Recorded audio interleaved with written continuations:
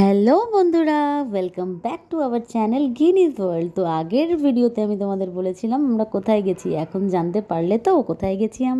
আমরা সবাই মিলে চলে গেছিলাম একটা ছোট্ট দীঘা আর মন্দারমণি ট্রিপে। তো এর আগে তোমরা দেখেছো যে আমরা সকালবেলা হোটেলে গিয়ে উঠেছি, আর হোটেলে গিয়ে না আমি কাউকে ঘুমোতে দিইনি, সবাইকে টেনে নিয়ে এসেছিলাম বিচে। দেন বিচে একটু সময় কাটিয়ে চা খেয়ে আমাদের সকলের খুব খিদে পেয়ে গেছিলো, যেহেতু আমরা রাত্রিবেলা অনেকটা তাড়াতাড়ি খেয়ে বাসে উঠেছিলাম। তো আমরা এখানে এসে নিয়েছিলাম হচ্ছে কচুরি আর তরকারি। সেটাই আমরা সবাই মিলে ভালো করে এনজয় করে খেলাম। আর এখানে হচ্ছে মার্কেটের ভেতরেই দোকানটা ছিল, তো তোমাদেরকে ওই জন্য একটুখানি দেখিয়ে দিলাম আশপাশটা।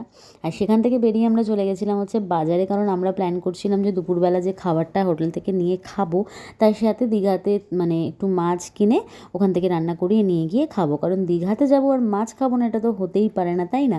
আর দীঘাতে না সকলেই তোমরা হয়তো জানো যে এরকম জিনিসপত্র কিনে দিলে ওরা রান্না করে দিয়ে দেয়।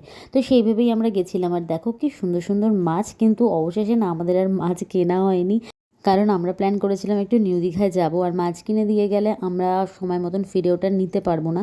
তো সেই জন্য কিন্তু আর এই কাজটা আমরা করিনি।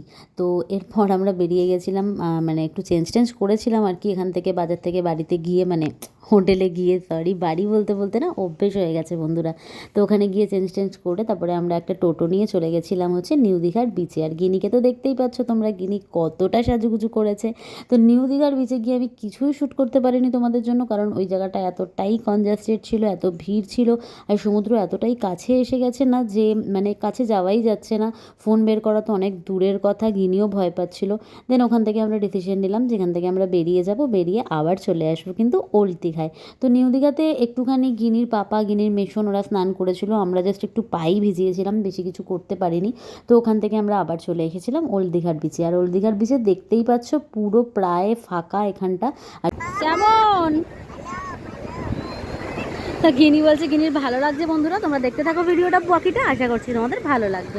গুড ইভিনিং বন্ধুরা, এখন বিকেল হয়ে গেছে আর দুপুরে স্নান করে হোটেলে ফিরে খাওয়া দাওয়া করে আমরা সবাই ঘুমিয়ে পড়েছিলাম, কারণ আগের দিন রাত থেকে আমরা সবাই জেগেছিলাম, সেই জন্য তোমাদের সাথে আর কিছু শেয়ার করতে পারিনি। তো এখন বিকেলে আমরা চলে এসেছি হচ্ছে দীঘার ফেমাস একটা পার্ক ঢেউসাগরে। তোমরা অনেকেই জানো এই জায়গাটার ব্যাপারে, তো আমরা এর আগে কোনো দিন যাইনি, সেই জন্য আজকে গেলাম। এখানে গিয়ে তো বেশ ভালো লাগলো। আর গিনি এখানে কিন্তু চড়ে নিচ্ছে একটু ছোট্টদের নাকরদোলা। প্রথমে ভয় পাচ্ছিল, তারপরে কিন্তু মজা পাবে।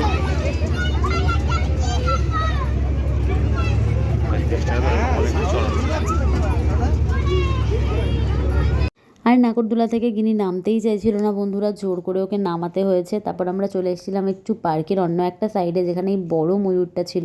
তো আমার কিন্তু ময়ূরটা বেশ ভালো লেগেছে। আর এই যে এত বালি, এই বালি দেখে গিনি তো পুরো পাগল হয়ে গেছে, বালির পাহাড় বানাবে, খেলবে, কি করবে।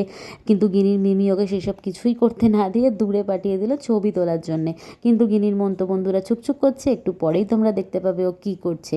আর পুরো পার্কটা দেখো, এক ঝলকে তোমাদের দেখানোর চেষ্টা করলাম, কি সুন্দর তাই না? এই যে আর কত বালি কাটবে, চলো চলো, ডগিটা ওখানে ঘুমাচ্ছে পাশে, কিন্তু তোমায় লাফ দিয়ে সে কামড়ে দিতে পারে। চলে আসো, চলো দেখি আমরা স্প্রিং পোটাটোস গুলো খাবো। চলে চলে চলে চলে চলে।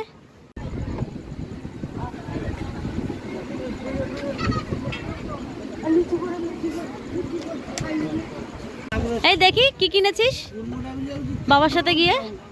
এইটা কি? আইসক্রিম। আর হোটেলে ফিরে একটু গল্পগুজব করে নিয়েছিলাম আমরা। তারপর কিন্তু আমরা এখানে আমার দিদির মানে গিনির মিমির বার্থডে সেলিব্রেট করছি, কারণ ওই দিনটায় ছিল গিনির মিমির জন্মদিন।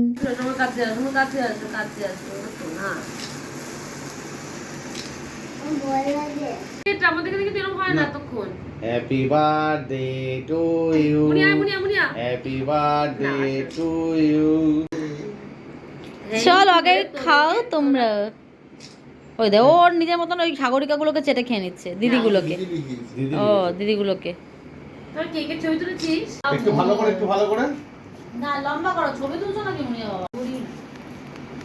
ঘোরানোটা লম্বা করতে পারো। কেন খাও, তুমি খাও। আর বার্থডে সেলিব্রেটের পর আমরা কিন্তু খেয়ে দিয়ে রাতে শুয়ে পড়েছিলাম। তো এইভাবেই ফার্স্ট ডে কাটিয়েছিলাম। সেকেন্ড ডে কী করেছিলাম জানতে হলে নেক্সট ভিডিওতে চোখ রাখতে হবে।